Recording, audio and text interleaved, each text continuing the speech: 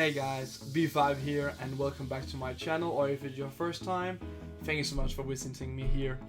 So today I want to make a short video about this Eternatus Vmax deck. And just so you know, I am trying my best to upload new content all the time, and I've tried to make a few series of some sort so I have something to go on, and now I will try once again to make some card videos about how to build decks and stuff like that. So that's what we're going to look into today. If you're into that stuff, please leave a subscription to my channel and also leave this video a like, because we're going to run through it right now.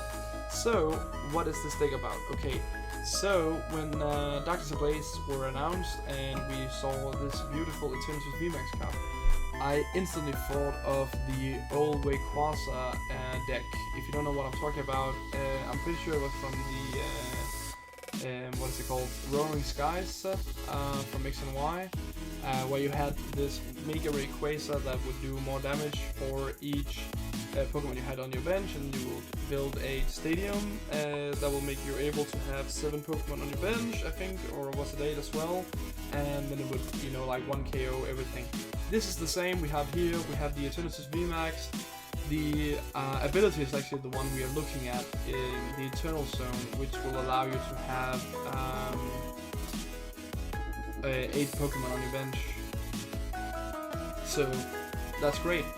And what it also does is that every Pokemon you play is a Dark type, which also make the Dreadin attack, which does 30 times damage for each Dark side Pokemon on your bench. So that is what you have built all this deck around about, is just to have this, and you're just gonna smash your enemies with it. What have we else? We have a Galarian Zigzagoon. This is just for sniping. You have the Headbutt Tantrum. What you just want to do is you want to place it down, deal 1 damage to one of your opponent's Pokemon. That is the ability. Then what you want to do, you're gonna throw down a Scoop Up Net, get it into your hands again, throw it down again, so you have like a total of 80 damage throughout this, and that is just gonna help you 1 KO with Eternatus, or at least making it very close, or you can just snipe the bench. That is up to you what you want to do. Next up we have Hooba. The reason that Hooba is in here, and people are also playing another type of Hooba as well, but what this is just about is that it is a very low cost attacking Pokemon, and it deals 90 damage, so it's more a removal of Decidueye, and I think Altaria also got a form now where it can be VMAX Pokemons and V Pokemons can't deal any damage to them, which is like the biggest counter to this deck. And also the Samacenta V people are playing just to counter VMAX decks, and that's a big problem for this deck. I think that's the biggest problem, and I mean, like, if you want to, I think you could build around it now, since there are so many opportunities for people to play decks that counters the V and VMAX cards. So I think this deck should be updated to a version where you can play more around those decks, because they have been playing it a lot. But I mean, like, I have been having a lot of luck with this deck online, and I have won a few tournaments. I think I won 2 tournaments so far with it, and I also gained a 2nd place in the Players Cup right now. And you know, I think it's a very great deck, and I think the build here is very good.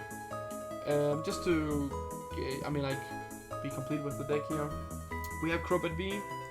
3, you can also play with 4 of them. I only have 3 in the game, so that's why I'm only playing 3. I mean, you could easily take another card out, maybe just an energy, to get the 4th in there.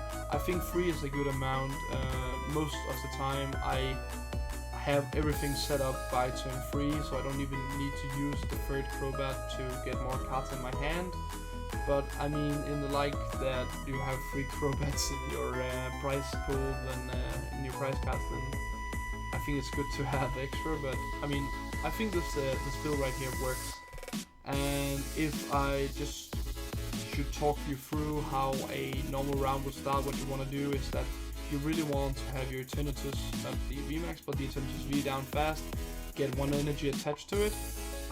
And then what you want to do is that you want to have your Hooba down and put a hiding energy to it, so that you can retreat it for free, so it actually can do damage. And yeah, that's kind of the build for the deck. That's just what you want to do, and you want to fill your bench up with Zigzagoon, you want to fill your bench up with Crobats, just so your Eternatus Vmax is going to do potential full damage. That's kind of all, so that's also why we have a lot of search cards in here. We have, of course, the Dangerous Drill is just a way to get rid of a, frustrating Pokemon tool or get special energies off your enemy. But we have 3 Great Balls here, we have Pokemon Communication, we have Quick Ball. I mean, we have a lot of finding Pokemons, and also we have the Capture Energy. We have 2 of those in the deck.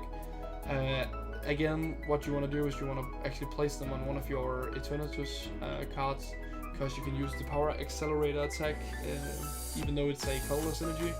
And when you evolve it into the VMAX version, you only need a Darkness Energy and a colorless. So I mean, it's perfect for this build. And you can easily stack up quickly your Eternatus. You can get quickly 3 Eternatus down this way, and that is actually just what you want to do with the build. Yeah. I don't know how much else there is to say, because you have your 3 bosses orders. I think that is the perfect amount for any deck at the moment, because normally you will only be able to play 1 or 2 of them, but you also have to find them at the right time, so I think 3 is about right. Mani is just like another way also to slow your opponent, because they're only drawing 4 cards, so I think that's a good one in here. And of course you have your Professor's Research, definitely the best card draw at the moment, if you ask me.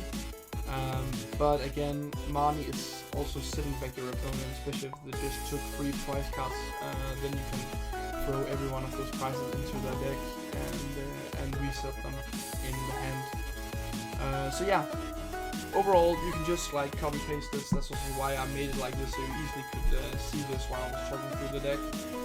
You can just copy paste this. The black market is just like the best stadium for the deck, but I mean, it's gonna run out next time because it's from Team Up, if I remember correctly. And it's just a good card for this deck, especially since Hoopa and Zigzagoons won't let your enemy get any prizes if it's down. So I mean, you could of course find something else, especially when the new standard mode is coming, but at the moment I think this is a pretty good build for the deck, and I hope you guys enjoy it.